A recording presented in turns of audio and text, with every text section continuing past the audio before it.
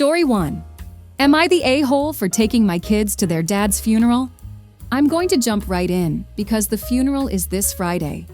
My ex-husband passed away last week in a car accident, very unexpectedly. The troopers came to my house, I'm his emergency contact, to break the news. The first person I called was his father, and he flew out the next day with my ex's sister.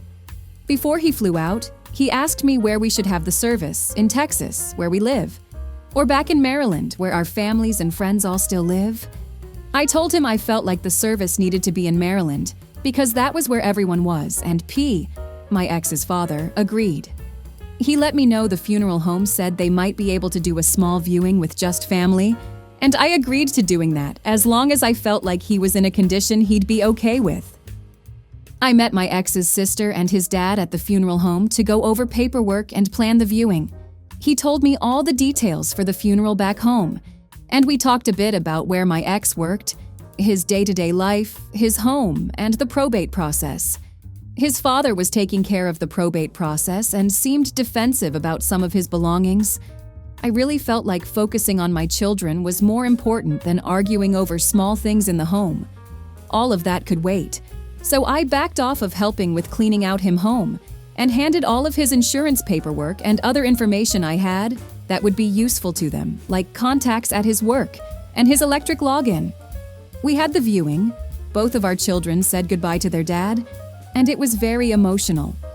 At the viewing, I mentioned that a friend had paid for our tickets to fly home, as I was quickly realizing how much everything was going to cost, and I suddenly was without the financial help of their dad. I was extremely thankful for their generosity. After the viewing, I didn't hear anything from his sister or dad. They didn't ask to see the kids or let me know what was going on with the process, and I was actively trying to navigate the life insurance process while grieving my ex and helping my children with their feelings. The last few days have been a blur of crying and anger for all of us.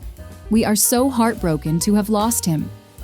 My ex's sister and father flew out on Friday, and around noon, I got a call from his father telling me we were not welcome at the funeral, and that my children and I would be a distraction to his, my ex's father, family's grieving.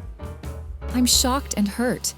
I told him I had never heard anything so hateful, and the conversation was over. My ex's father and sister have never visited Texas. We've lived here for 4 years.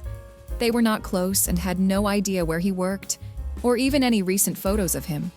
We were divorced, but still good friends. And my ex was a devoted father. His children were his world. Am I the a-hole for not listening to his father and still taking them? The funeral is open to anyone. I can't imagine us being there among hundreds of other people will really be a problem. Edit. For those asking his reason, he said, "Well, I gave you a nice service here." We had a short viewing only and had previously agreed to the service being in Maryland, so no, there was no service. Also, for clarity, I am the beneficiary on the policies. My ex and I did his open enrollment together every year, and we put each other as our beneficiaries to make it easier if anything like this ever did happen. I have a wrongful death attorney, and he is helping me with the process, but I will reach out to a probate attorney. Thank you to everyone for the advice on supplemental security income. Now for the comments. Not the a-hole and call the probate offices and let them know your children are the heirs. Your ex-father-in-law seems like he is going to try and cut the kids out of their money. Thank you for this, I will. And if you are in the US, call the Social Security office and let them know of your ex's passing and that he has 2 living children under 18. Your children will collect death benefits off your ex's Social Security record until they are 18. You're the emergency contact. Your kids are the immediate family. He doesn't get to tell you you're a distraction. Not the a-hole? What a truly bizarre and cruel thing to do to his grandchildren. Not the a-hole. Attend with your kids. Also, protect your kids. They are likely the next of kin and have rights. If necessary, cut ex-father-in-law out of the equation and file for probate and to be the executor for your children. This whole thing sounds shady and like your ex's family wants to cut your kids out of the process. This is extremely important. Next of kin order. If everyone is of age, would go spouse, kids, parents, siblings. File for Social Security for the kids and Medicare. This will help offset the childcare costs no longer covered by child support. The reason for the hate may be because of the life insurance. If your ex was as devoted as you wrote, there is nothing being paid to his parents or sibling.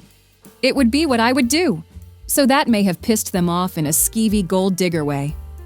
I would put your own obituary in the local paper so that it is clear he had kids. So that when you do show up, everyone has to be on their best behavior or else look like the parasites they are behaving as, not the a-hole. 2 things. 1. Your kids have every right to be at that funerals. Your kids have every right to be emotional at that funeral. It's their father who passed away, and their grandfather is a cold-hearted a-hole. 2. Your kids are quite likely next of kin and have rights to whatever is left in the estate. Grandfather is trying to rob them of it. You may not need it, but your kids could benefit from it. Get a lawyer now. Not the a-hole, but ex-father-in-law is. Do what you think will be best for the kids. Order copies of the death certificate right now. Contact Social Security for survivors' benefits for the children immediately assuming they are under 18 or still in high school. Contact his work and see if your kids are the beneficiaries on any insurance or retirement plan. Check with the Register of Wills in his county to find if he had a will on file. If ex-father-in-law is being weird and freezing you out, this is why. If you and the kids don't show up, he thinks it will provide cover for not sharing with the children. Good luck. And I'm sorry for your loss. And very sorry for the kids' loss. Have you talked to your children about what they want to do? Yes, they want to go. I did not tell them what he said, though. You probably should tell them everything because he may say something to them. Don't let them be blindsided by unkind remarks. I was kind of hoping to just lay low. But you are right. If he said it to me, he probably will say something there. Story 2. Am I the a-hole for not withdrawing my harassment report after the mother of my abuser sent me a message begging me to because he was going to lose his government clearance and job? Let's start from the beginning. I met Josh in 2021. He was visiting my city and planning to move here in a few months. I didn't pursue anything, and communication stopped because I don't do long distance. Fast forward to the end of 2023. I had broken up with my then boyfriend, baby's father, for a few months, and was back on online dating. I saw Josh again on a dating app during my break from baby daddy. He reached out and we decided to meet. It seemed like we were both looking for the same things, so we got off the dating sites to get to know each other. We were talking and going on dates for 6 weeks before everything went downhill. He would always talk about how he was a good, calm, and honest guy. He worked for Lockheed Martin as an engineer and would always mention it, but he claimed he was humble. I didn't mind since he was the only one in his family to go to college, and he was probably proud of that. But then, I noticed he would constantly talk about his ex, literally always, and at one point, he even sent me an email from her inviting him to her graduation years ago to show me how good of a guy he was.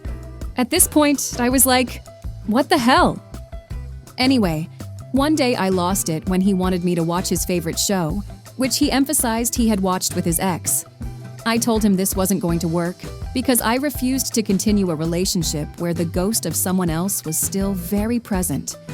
Maybe a week later, he sent me a drunk message at 3 a.m., repeating that he was a humble guy, blah blah, and then insulted me, calling me a loser.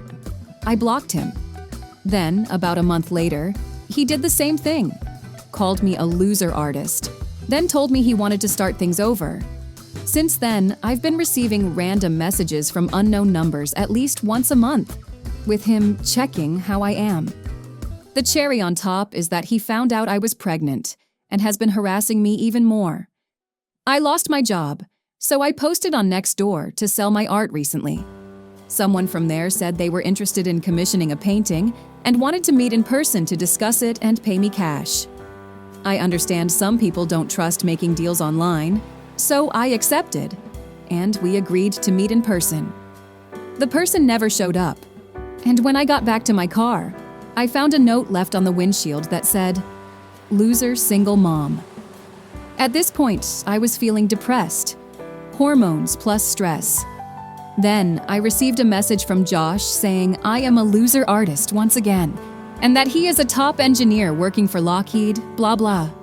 He told me he'd take me and my child if I decided to give him the chance. I didn't know it was him at first, but right then and there, I went to the police and filed a report for harassment. I sent him a cease and desist letter, as I was advised by the police. A few days went by, and then his mom started sending me messages on Facebook, telling me I am destroying her son's life, and that he hasn't even touched me to go through that extreme because Lockheed would let him go and he would lose his clearance. Am I the a-hole for keeping the report? And if he loses his clearance, I think it's up to him. Now for the comments. Not the a-hole.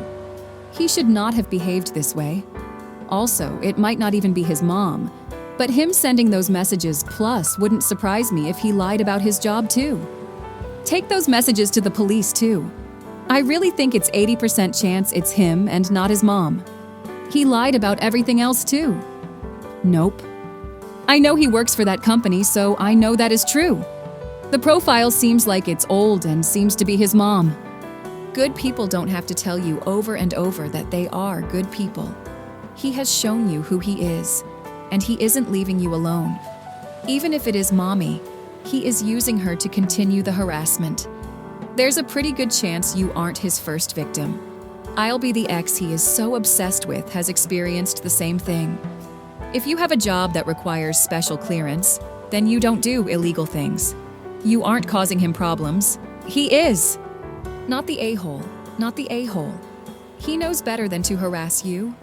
There is a long list of things they have to report if they get into any trouble. My husband has a security clearance, and I have seen all the things you must report. You have to report if you get a DUI. He did this to himself. He shouldn't have done something so stupid knowing he could lose his clearance. You need to protect yourself. Had you raised your son better, he would not have been stupid enough to jeopardize his employment by harassing me to the point I had to involve the police. Maybe you shouldn't have failed so badly as a mother. Then block. If it's his mom, it'll hurt. If it's him, it flings his loser mom notes back into his face. Either way, you're right, and they know it. Not the a-hole. Not the a-hole. F around and find out. Mr. Humble needs a lesson on life. Don't have to wonder why his ex became his ex, especially when he needs his mommy to fix things. Honestly, he meets all the qualifications of an incel. Story 3. Am I the a-hole for being stubborn and refusing to move back home with my mom and telling her she chose her stepdaughter over her son? And these are the consequences? My dad died when I, 16 male, was 4, and for 3 years it was just me and my mom. Life was pretty good. We were sad Dad wasn't there, and I had some big emotions about not remembering enough about him, but I got therapy and it helped. Then, my mom met James when I was 7. James was a single dad to Emma, who was 9 at the time. My mom and James fell in love and they moved in together.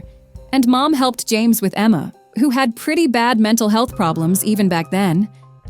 Emma wasn't easy to be around when Mom and James would date, and she'd have outbursts all the way back when we'd meet up at a diner for lunch or go to museums and stuff together. So by the time we all moved in together, I was pretty upset. It only got worse when we lived together. Some days Emma was fine, calm even, but other days she'd be saying things about hurting herself and others, and then there were the days she'd try to break a door down or smash a room up. There were a few times I told my mom I didn't like what was happening, and each time she'd tell me we were a family now and Emma was my sister, and we needed to be there for her. When Emma was 13, she started taking drugs. Then she started drinking. Sometimes she acted less explosive when she was high or drunk, but once that wore off, she was worse. When she was 15, she freaked out one day, and even though she didn't drive it, she basically totaled her dad's car, and she broke the front door and 2 of the front windows. The police and an ambulance came, and she was removed from the house. Child Protective Service stepped in, and she was placed in a place to help her with her mental health. She stayed for a year. I was forced to visit twice a month with my mom or with James. If I asked to stay home, the answer was no, and she needed to see her family. She was released, but she wasn't sent to our house at first. She was placed with a therapy foster family. She'd come to visit, but even with all the help, she was still difficult to be around, and I hated those visits. Then she moved back into the house with us after 3 or 4 months with the foster family. In the background of all this, my paternal grandparents were fighting my mom over me. They tried to get custody 3 times, but were denied. They didn't feel like she was putting me first and instead put Emma first. I didn't get to see them because my mom would refuse to let us have contact, and she said they'd poison me against my family. But all the time with Emma and James living with us had done that anyway. I don't like them. I feel like they made my life worse and added nothing good. My mom put having them in her life over my safety and mental health. Emma still lives with them, but 6 months ago I called CPS after another incident, and they removed me from the house. I can't say much about the incident, and there's an investigation happening into it, and some other stuff is going on, but CPS and the judge agreed that I needed to get out of there. But the judge ordered my mom and I have at least one 30-minute phone call a week. Every time my mom calls, she's trying to get me to move back in. She said, I just need to tell my grandparents, and we don't need to make it official or anything. She tells me she loves and misses me. I got so tired of her saying the same thing over and over again that I told her she put Emma before me, and I won't ever move back in. When she tried to say the whole thing about Emma and James being our family, I told her they were her family, but they were never mine, and I didn't care about them or want them in my life. I said they brought nothing good into my life. They made it worse, and losing Dad was already a pretty crappy start to mine. I told her losing her son is the consequence of choosing her husband and his daughter over her son. She called me too stubborn for my own good, and asked me where my understanding for others had gone. And she ranted about Emma being sick and needing family and love and support. She was going on like that until the 30 minutes was up, and I just ended the call. But she sent me some texts after it, and they bothered me. Am I the a-hole? Now, for the comments. Not the a-hole. If you're happy and doing better, don't change a thing. Stay where you're at, enjoy life. I'm way happier, and I wish I could have lived with my grandparents years ago. Not the a-hole. No child should be put second, abused, and expected to return like no harm, no foul. I hope you work on your work ethics and prepare for the adult world. Good luck to you. Not the a-hole. Child Protective Service and the courts don't remove minors from the home for no reason, so whatever happened must have been pretty serious. Add that on top of your mom ignoring your needs and trying to make you live with a psycho? Nope. You're not the a-hole. Your mom and her husband certainly are though. My advice is to adhere to the 30-minute telephone trial because it's mandatory, but block your mom outside of those 30 minutes. You owe her about as much as she's felt she's owed you, i.e., absolutely nothing. See if your grandparents can help you get therapy and focus on building a family of people you choose and who choose you. Let your mom keep telling herself that it was okay to separate you from your grandparents and to force you to put up with more than you should have. Let your silence be her lesson. My grandparents have me in therapy, but the therapist isn't great. The judge chose the therapist for me, and we can't change who I see. So I have to deal with it for at least another 4 months before we're back in court. I'm not supposed to block my mom on my phone even when we've had our call. Not the a-hole at all.